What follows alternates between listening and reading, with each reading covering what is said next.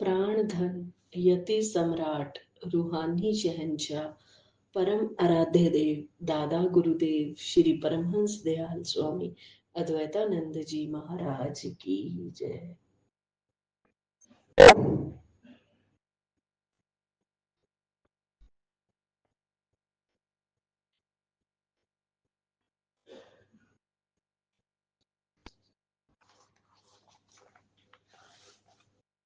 रूहानी शहंशाह, अनंत श्री विभूषित, ब्रह्मनिष्ठ ब्रह्म श्रोत्रिय श्री 1008 श्री सतगुरुदेव स्वामी स्वरूपानंद जी महाराज की जय।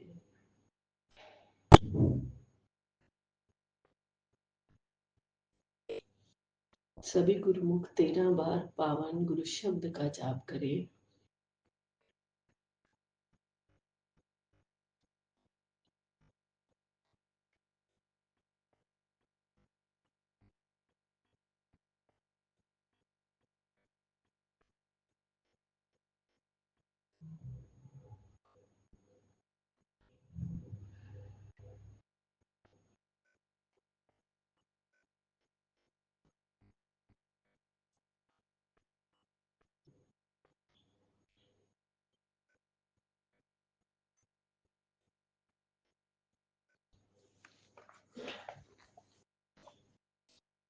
गुरु ही ईश्वर।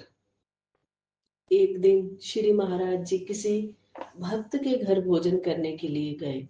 उस समय आपकी पवित्र सेवा में काफी महात्मा जन थे। श्री महाराज जी के चारों ओर महात्मा जन थे और आप बीच में विराजमान थे।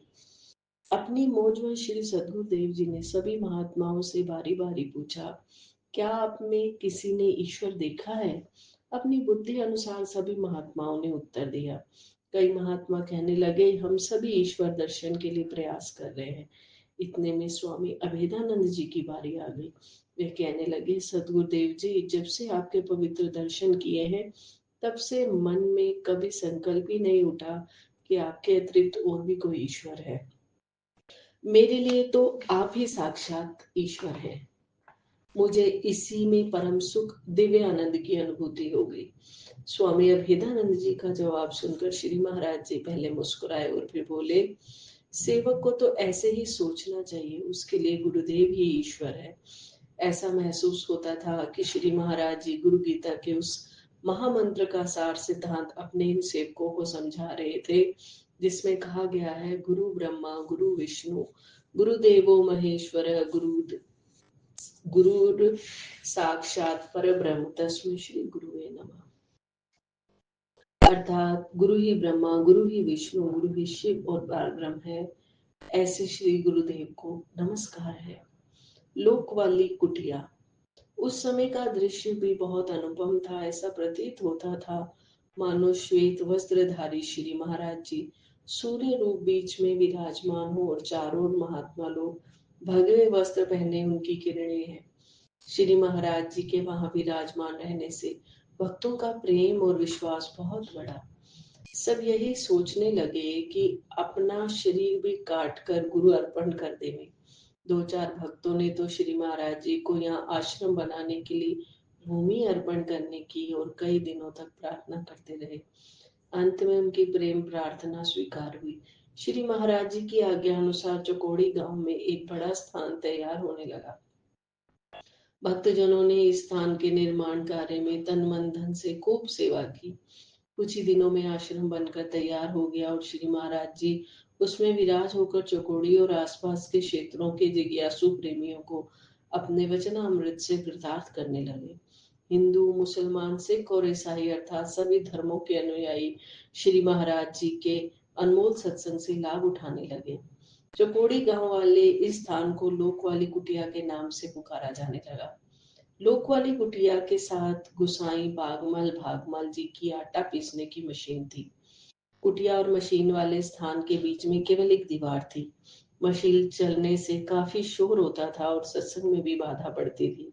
कई प्रेमियों ने गुसाई भागमल जी को मना किया कि सत्संग के समय मशीन न चलाया करो, परंतु वे ना माने। एक दिन श्री महाराज जी सत्संग कर रहे थे, इतने में मशीन चलाई गई। उसी समय वह मशीन एक अदृश्य शक्ति द्वारा उखाड़कर मकान से बाहर जा गिरी। मकान भी टूट फूट गया, बड़े जोर से धमाका हुआ, मशीन भी पुर्जे पुर्जे हो गई। यह अद्भुत दृश्य देखकर गुसाई भागमल जी बहुत पश्चाताप करने लगे और श्री महाराज जी के चरणों में पहुंचकर उनसे क्षमा मांगी।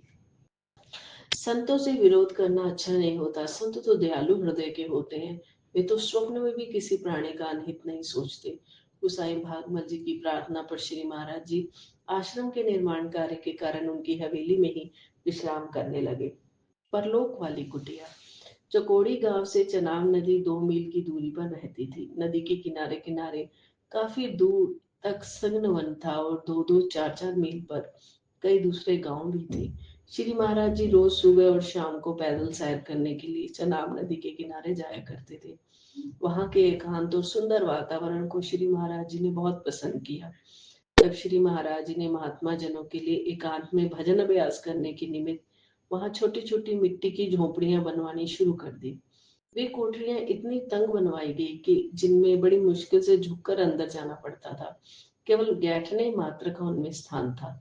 श्री महाराज जी की आज्ञा अनुसार महात्मा लोग बड़े प्रेम से वहां भजन करने लगे। धीरे धीरे श्री महाराज जी का पावन यश दूर दूर तक फैलने लगा। इस प्रकार कई महीने बीत गए। इस बीच सीमा प्रांत जाने का कार्यक्रम बनाया और चकोड़ी से चलकर लक्की मरवत पहुंचे।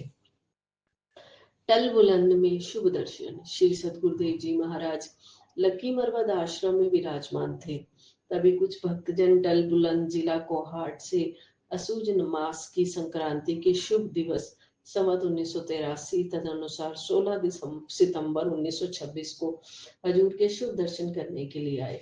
उनके साथ स्वामी योग प्रकाशानंद जी भी थे। श्री दर्शन पाकर उन्होंने श्री सदगुरुदेव जी को टल बुलंद बधाने की प्रार्थना की। श्री महाराज जी ने उनकी अर्ज मंजूर फरमाई। यह शुभ समाचार सारे प्रांत में फैल गया। 23 सितंबर को आप लक्की से चलकर नौरंग सराय पहुंचे। वहां सड़क पर अनेक संतजन और असंख्य गुरु भक्त हजूर को अपने प्रेम पाश में बांधकर नौरंग सराय ले गए। सब प्रेमियों ने सदगुरु सेवा का भरपूर लाभ उठाया। एक रात वहां रुककर श्री सदगुरुदेव जी 24 सितंबर को बन्नू की ओर चले। फिर दोपहर को दीवान भगवान दास जी के पास बहादुर खेल पधारे। पुरातन गुरु भक्त दीवान भगवान दास जी ने श्री महाराज जी की हार्दिक स्वागत किया। तत्पश्चात आप बांडा दाऊद शाद पहुंचे, जो टेरी से 4 मील दूर पक्की सड़क पर था। जब टेरी के प्रेमियों को ये पता चला तो सभी लोग, क्या बच्चा, क्या बूढ़ा और क्या नर नारी सदगुरु दर्शन के निमित्त बांडा आए और सर्व संगत ने श्री सदगुरुदेव जी को टेरी में शुभ दर्शन करने की प्रार्थना की। हजूर ने फरमाया, अब तो हम टलबुलन जा रहे हैं, लौटती बार टेरी आएंगे। किंतु टेरी की संगत कब मानने वाली थी? वे प्रेमी बार बार आग्रह करते रहे। 2 घंटे बीत गए। तब श्री महाराज जी ने फरमाया, आप तसल्ली रखो, आती बार काफी समय टेरी में रहेंगी। एक आध दिन में आपकी तृप्ति नहीं होने वाली। इस प्रकार उन्हें समझा बुझाकर हजूर आगे चल दिए। रास्ते में जट्टा इस्माइल खेल की संगत श्री स्वामी निज मुक्तानंद जी के साथ दर्शन निमित्त सड़क पर खड़ी थी। लगभग रात 8 बजे श्री महाराज जी लाची पधारे। स्वामी परमानंद जी की प्रेम प्रार्थना पर आपने वहां रात में लाची में बिताई। अगले दिन आप टल बुलंद पधारे। सैकड़ों गुरु भक्तों ने आपका हार्दिक स्वागत किया और भजन कीर्तन करती हुई संगत आपको टल बुलंद के कृष्ण द्वारा में ले गई। सतगुरु जी लगभग 2.5 महीने वहां विराजमान रहे। सीमा प्रांत के दूर दूर के नगरों व गांवों दरसमंद, कोहाट, पाराचनार, दरमलक, टेरी और पंजाब से भी प्रेमी जन शिव दर्शन के लिए वहां आते जाते रहे।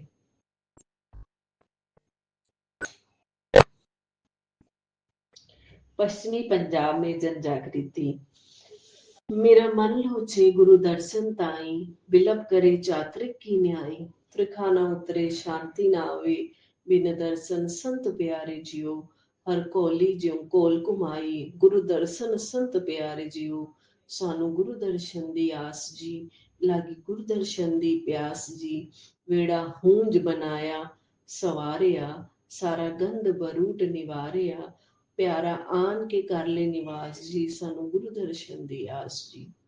श्रीमद् भगवत में भगवान स्वयं अपने श्रीमुख से अपने प्रिय भक्तों की प्रशंसा करते हुए कहते हैं कि मैं सदा अपने भक्तों के पीछे पीछे चलता हूँ ताकि उनके चरण रज मुझ पर पड़ जाए तो मैं पवित्र हो जाऊं। श्री रामचरितमानस में गोस्वामी तुलसीदास जी भक्त वंदना के अंतर्गत कहते हैं कि प्रभु अपने भक्तों की उसी प्रकार रक्षा करते हैं जिस प्रकार माता अपने नन्हे शिशु का लालन पालन करती है। करो सदा तिन कह रखवारी जिम बालक राखे महतारी। भक्त और भगवान में कोई अंतर नहीं रहता। भक्त ही भगवान के साकार रूप है। भगवान की शक्ति पूर्ण रूप से भक्त के शरीर में ही विकसित होती है। भक्त साक्षात भगवत स्वरूप है। उनकी चरण वंदना करने से सब प्रकार के विघ्नों का विनाश होता है। एक बार भगवान श्री कृष्ण समाधि में बैठे थे। उसी समय धर्मराज युधिष्ठिर उनके पास पहुंचे। वे बहुत देर तक हाथ जोड़े प्रतीक्षा करते रहे। थोड़ी देर बाद भगवान ने नेत्र खोले तो धर्मराज ने नम्रता पूर्वक प्रार्थना की, प्रभु मुझे यह देखकर बहुत आश्चर्य हुआ कि आप किसका ध्यान कर रहे हैं। सर्व जगत और ऋषि महर्षि सब आपका ध्यान करते हैं। धर्मराज की शंका को सुनकर भगवान हंसे और बोले, धर्मराज यह ठीक है कि सर्व जगत मेरा भजन करता है, किंतु मेरे भी भजनीय भक्त है। मैं सदा भक्तों का ध्यान करता हूँ। ठीक इसी प्रकार गुरुदेव अपने परम प्रिय शिष्य को चाहते हैं जैसे भगवान भक्त को प्यार करते हैं। चक झुमरा लायलपुर में जब श्री महाराज जी कानपुर में विराजमान थे तो उस समय श्री सदगुरुदेव जी ने स्वामी निज आत्मानंद जी को पश्चिमी पंजाब में जाकर अज्ञान अंधकार में भटके हुए प्राणियों को ज्ञान प्रकाश देकर जगाने की कल्याणकारी आज्ञा प्रदान की। श्री चरणों से विदा होकर स्वामी निज आत्मानंद जी कानपुर से गाड़ी पर सवार हुए। वियोग दुख के कारण उनका ध्यान श्री चरणों में ही युक्त था। मार्ग में जहां गाड़ी बदलनी थी वहां गाड़ी बदलकर दूसरी गाड़ी पकड़ी। इस प्रकार 8 दिन निरंतर यात्रा करते हुए स्वामी जी मंडी चक झुमरा जिला लायलपुर पंजाब में आकर गाड़ी से उतरे। यहाँ पहले से स्वामी जी का कोई परिचित भी ना था, किंतु महापुरुषों की मौज बड़ी विचित्र होती है। अब विचार कीजिए कि वह कौन सी प्रेरणा थी जो उनको कहां से कहां ले गई। इस क्षेत्र के जीवों ने किसी समय शुभ कार्य किए होंगे जिनके फलस्वरूप श्री महाराज जी की आज्ञा अनुसार स्वामी जी यहाँ पधारे। स्वामी जी बहुत विरक्त रूप में रहते थे। उनका आपके स्वभाव के अनुकूल ही आपकी वेशभूषा भी बड़ी सादी थी। श्री महाराज जी के समान आप भी रुपए पैसे को नहीं छूते थे। परम विरक्त। कुछ दिन चक झुमरा मंडी के एक मंदिर में विराजमान रहकर श्री स्वामी जी अपनी मौजवश वहां से पक्की सड़क पर चल पड़े। यह सड़क चिन्योट जिला झांग को जाती थी। पैदल चलते चलते श्री स्वामी जी खिचिया गांव में आ पहुंचे। वहां कुछ दिन विराजमान रहकर आपने हिंदुओं और मुसलमानों को समान रूप से निष्पक्ष सत्संग सुनाया, जिससे वे लोग अत्यंत प्रभावित हुए। एक दिन स्वामी जी खिचिया से चलकर साथ वाले गांव चक नंबर 14 कराल वाला में पहुंचे। वहां आपने एक गुरुद्वारा अर्थात धर्मशाला में निवास किया। पंजाब में उन दिनों प्राय गुरुद्वारों में को धर्मशाला कहा जाता था।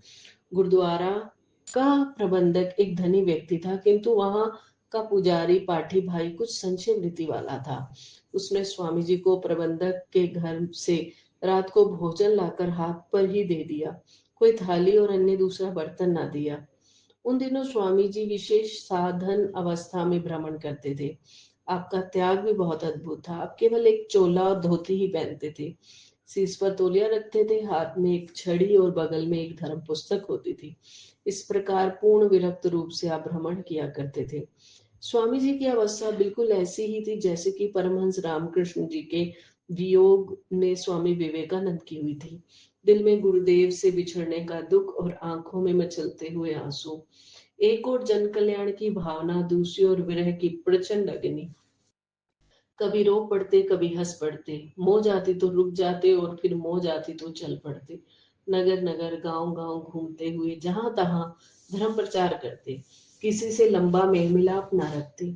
जो कुछ किसी ने दिया खा लिया, और यदि किसी ने आदर सत्कार ना किया तो भी इनके अधरों पर मुस्कान ही रहती, क्योंकि इनके मन में यह दृढ़ विश्वास था कि जिसने इस कार्य क्षेत्र में भेजा है वह गुप्त रूप से मेरे अंग संग है और मेरे हर काम को देख रहा है। मैं सेवक हूँ, वह स्वामी है। जैसा चाहे और जहाँ चाहे स्वामी अपने सेवक से काम करवाए। भारत दर्शन की इस यात्रा में स्वामी विवेकानंद मस्त फकीर के समान रहते। एक कुर्ता और धोती पहनते और सिर पर केवल एक तौलिया होता था। एक हाथ में सोटी पकड़े और बगल में कभी भगवत गीता और कभी अंग्रेजों की पुस्तक इमिटेशन ऑफ क्राइस्ट रखते। यह पुस्तक, जिसके कई हजार संस्करण विश्व की अनेक भाषाओं में छपकर बिक चुके हैं, पूर्व और पश्चिम में साधकों के लिए सम्मान और विश्वास की पात्र है, जैसे कि बाइबल। इसमें चरित्र निर्माण के लिए बताया गया है कि साधक किस युक्ति और विधि से उस स्थान को प्राप्त कर सकता है जिस स्थान पर हजरत ईसा पहुंचे हुए थे। वृक्षों की घनी छाया देखते तो स्वामी जी दोनों पुस्तकों में से एक का अध्ययन करते अथवा इन पुस्तकों में से कोई सूक्ष्म विचार लेकर अमृत उपदेश करते। बरसों बाद स्वामी विवेकानंद ने लिखा था कि मेरे जीवन की बहुमूल्य दिन वही थे जब मैं गुरु विरह की अग्नि में अश्रुधारा बहाता हुआ जहां तहां धर्म प्रचार करता था और रूखी सूखी जैसे भी मिलती थी खाकर इस विश्वास पर जीवन व्यतीत करता था कि इस बात का दुख नहीं कि मंजिल मिलेगी या नहीं। मेरे लिए तो यही विचार रोमांचित कर देता था कि मैं किसी की राह पर हूँ और कोई मेरे साथ है।